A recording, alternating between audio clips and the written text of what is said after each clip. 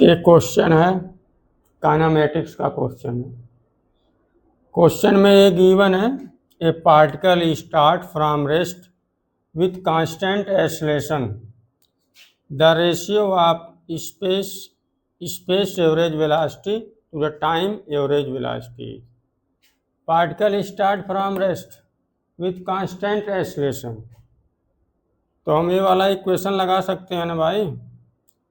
Constant acceleration वाला constant acceleration से जा रहा है और इनिशियल उसकी वेलोसिटी क्या है, 0, मतलब रेस्ट पर है। तो ये वाला इक्वेशन पहले लगाया जाए, v is equal to u plus a T.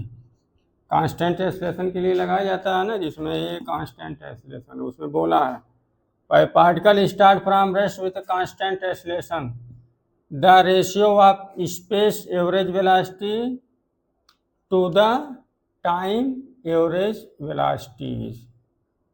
Ratio find करना है space average velocity and time average velocity का रेशियो फाइंड करना है। v equal to u plus a t, और गिवन क्या है इसमें, इनिशियली क्या है, पार्टिकल स्टार्ट फ्रॉम रेस्ट, मतलब u इक्वल टू 0 हो तो v क्या आ जाएगा, 80, इतना आ गया। v इक्वल टू 80 आ गया। अब देखिए क्या किया जाए भाई, स्पेस एवरेज वेलोसिटी कैसे निकाला जाता है, उसका फार्मूला ये होता है v एवरेज, और यहाँ लिख दें स्पेस।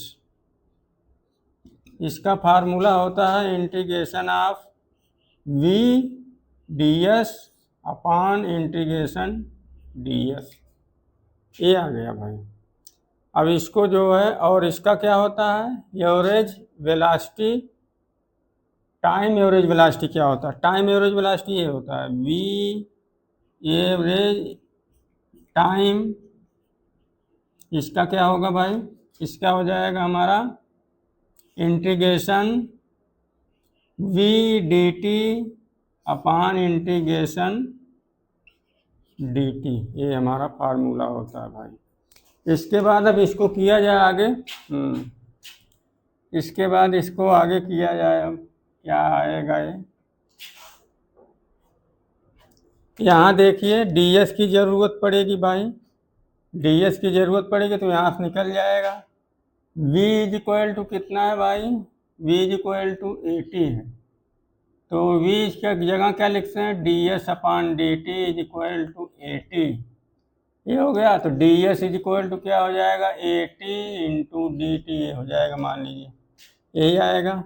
तो ds की जगह वो रखा जाएगा, तब आएगा क्या, इसका रेशियो आएगा, वो भी बताना पड़ेगा कितना आएगा, देखें।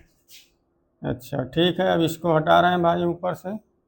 अब इसको किया जाए तब ना, इसको किया जाए, अब आगे क्या आएगा, ये average speed, average speed space का, ठीक है। क्या दिया है, space average velocity, space average velocity, इसको लिखा जाए भाई। तो यहाँ लिखना पड़ेगा, ये लिख दिए इंटीग्रेशन ऑफ v की जगह v, ds की जगह 80 dt, और v की जगह क्या लिखें भाई, 80। देखिए v की जगह 80 लिखना पड़ेगा ना, तो v की जगह 80 लिख दिया जाए भाई, पुट करना है यही। हाँ, ये कितना रख दिया जाए भाई, v की जगह 80 और ds की जगह 80 dt, और अपान इंटीग्रेशन ds, ds की जगह कितना रख दिया जाए भाई, पूरा 80 dt, 80 dt, ठीक है। इसको हटाएं, अब तो हो ही गया, फार्मूला तो जाने गए हैं सब लोग भाई। इसके बाद अब क्या किया जाए, इसको सॉल्व किया जाए। जब इसको सॉल्व किया जाएगा तो क्या आएगा वो देखा जाए। देखा जाए भाई, तो हमारा 80 है, 80 dt, तो ये स्क्वायर हो जाएगा, टी स्क्वायर हो जाएगा, तो ये स्क्वायर कांस्टेंट है, बाहर ले लें, पहले ही से बाहर ले ले रहे हैं, टी स्क्वायर डी टी, ये हो गया integration t square d t upon, ये बाहर ले लें, और ये कितना हो जाएगा, टी डी टी। इसका भाई इंटीग्रेशन कर लिया जाए, देखिए एक यहाँ ख़त्म हो जाएगा, एक बचेगा, ठीक, एक तो ख़त्म हो जाएगा, ठीक, ख़त्म हो गया एक तो। मतलब ए स्क्वायर इंटू ए लिखें, चलिए बाद में काटेंगे इसको, ठीक। ए स्क्वायर अपान ए, ठीक है। यहाँ क्या हो जाएगा, टी क्यूब अपान 3, और नीचे क्या बचेगा भाई, इसको भी इसी तरह आने दीजिए भाई। नीचे बचेगा ए टी स्क्वायर बाई 2, इतना आ गया। इसका इंटीग्रेशन करने के बाद ये हमारा आ चुका है। अब इसको किया जाए आगे, इंटीग्रेशन हो गया है।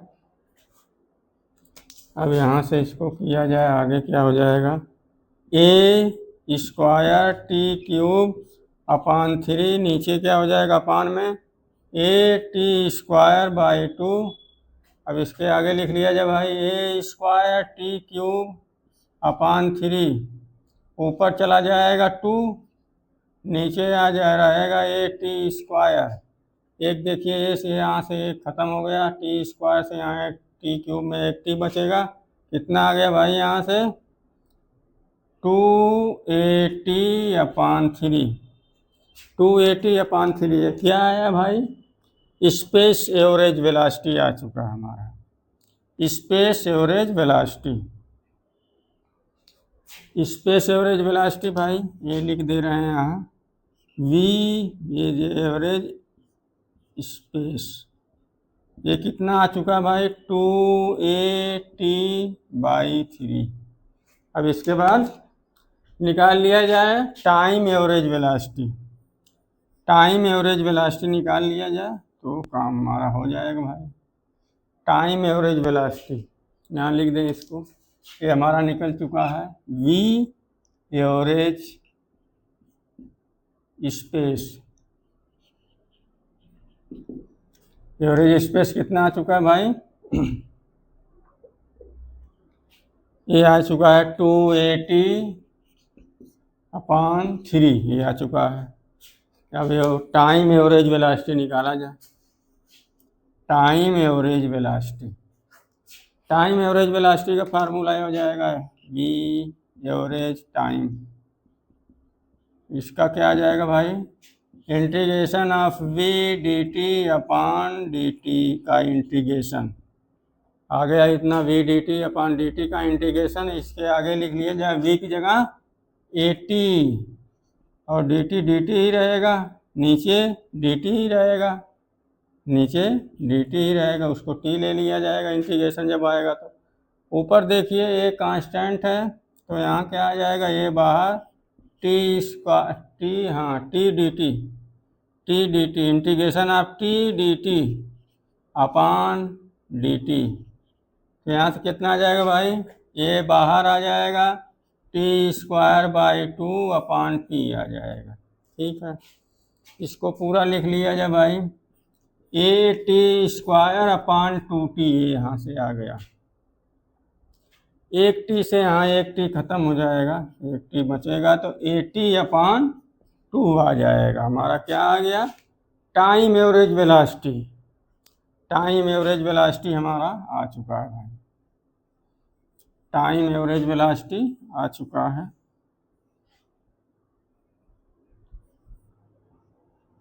टाइम एवरेज वेलोसिटी को लिखा जाए भाई, टाइम एवरेज वेलोसिटी हमारा AT/2 आ चुका है, और स्पेस एवरेज वेलोसिटी ये आ चुका है, space average velocity, space average velocity कितना भाई, 280/3।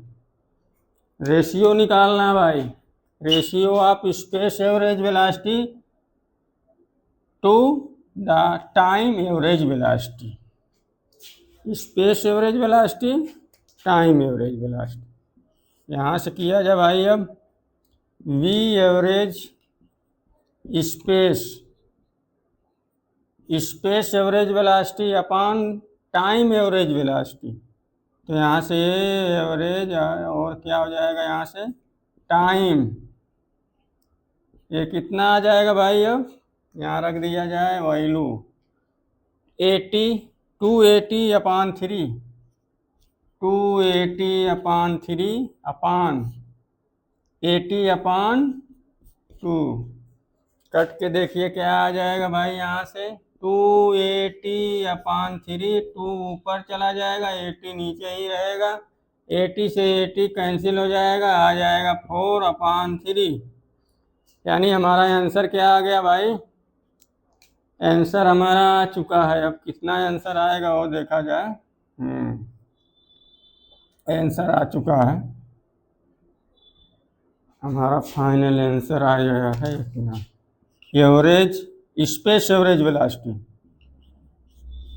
Space average velocity upon time average velocity, average time कितने के बराबर आ गया भाई? 4/3 के। 4/3 यही हमें फाइंड करना था। Ratio of space average velocity to the time average velocity is 4/3। Correct option 3 is a correct option.